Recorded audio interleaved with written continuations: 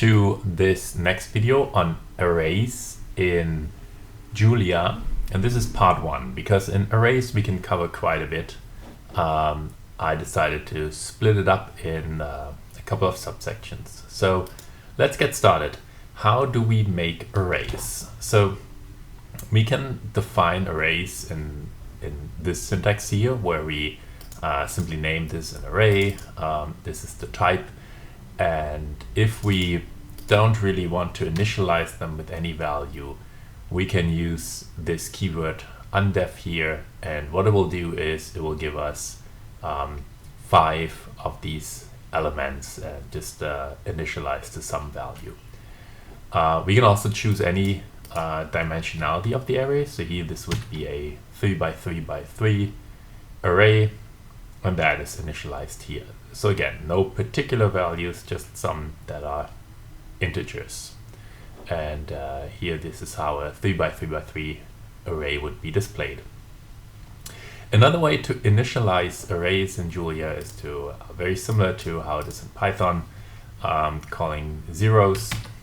So here it is, we have a 3 by 3 zero matrix, or just random numbers. Here we have a 2 by 2 random float number. Another way to also go about this is if we want to set one particular value, in this case the 2, across the entire matrix upon initialization, then we would choose this fill function, and this gives us exactly this, a 3 by 3 matrix with 2's in it. And now if we actually want to go to ranges, there's a couple ways to do this, right? So this is a range, gives from 0 to 100 in steps of 10, and this will give us something that's called a range. It's not actually a generated array yet. In order to actually then generate it and return that as an array, we have to call this collect function, and this is what we do here. And we see exactly what we expect, right? So going from 0 in steps of 10 to the value 100. And if you're familiar with list comprehension, particularly in Python, this is also an option here, how it can be done. So here we can actually iterate through this range of 1 to 10, and then I'm basically taking the element to the power of itself, and this gives me this vector of 10 values. Now in accessing elements, that's the next one. Let's create just a 2 by 4 matrix here by using the semicolon way of writing this. And I've shown this in the previous video, but this is something to watch out for. If we just index the number 1 in an array, it gives us the very first value, which is the value 1. And now if we just want to get item number 2, then maybe naturally you might be inclined to kind of walk right first, but actually it is really, in Julia, it goes down the column. So item number 2 is then the 5. And if you want to then reach the 2, what you go is you index it 1, 2. So first row, second column, right? This is how you get the number, the second element here in this first row. And so on and so forth. You can get the third value like this.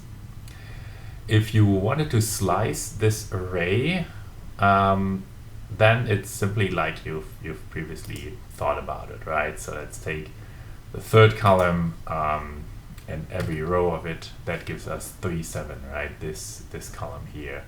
Or if we want to take a particular row, such as the first row, this goes like this, 1, 2, 3, 4. And now if I want to go to a particular index in this array and just want to set a certain value, then I do it by basically exactly like this, assigning the value 50 to it. Choose 50 to make it stand out a little bit, and here exactly where we expected, that's where the 50 is included in this array.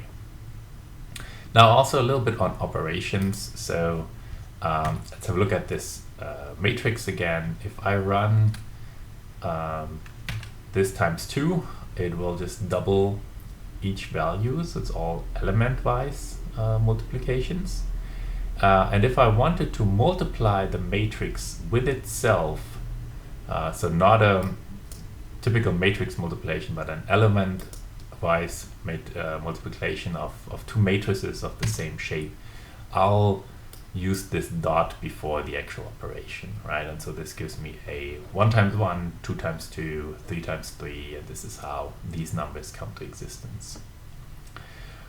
What I can also do is define functions, and we'll get to functions in a different video, but in the short version, this is how you can define a function. This is simple adding of two numbers. And if we apply this on the matrix and choose the value 10, and then also include this dot here right before the parentheses, that means an element-wise mapping of this function to the matrix. And that is then exactly the same thing as element-wise adding 10 to the matrix. There's a interesting gotcha here when it comes to calling some of the aggregate functions. For example, minimum. If you think you can get the minimum by of this matrix by calling min, then this will actually give you an error, and that is because minimum is reserved for if you actually have multiple arguments in this list here. But if you only have one argument, then you can't really call it. And if you really want the minimum of that matrix, call minimum, right? And the minimum here is 1. And here's an example on how min is supposed to work. So min 1 to 3 gives you 1, the minimum among these argument parameters here. And then one last operation that I'm going to cover in this video is, let's assume we're initializing this random matrix. And so what it does actually here is it takes a 5 by 5 matrix and it makes random selections out of this range from 0 to 10. And now let's say I was interested in doing something where a particular condition is fulfilled. For example, in this case, I want to pick values where places in the matrix where the value is 0, and this is what I do right here. So I do an element-wise comparison with the number 0. Wherever that comes out true, that's basically where this holds, and this is where I assign a number. So in this case I assign 500, so it kind of stands out a little bit, and it also shows me that happens twice here.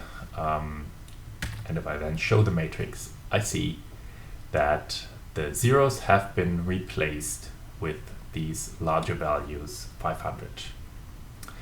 That concludes the first video on arrays in Julia. I hope you enjoyed it and learned something. If you did, please feel welcome to watch one of my other videos.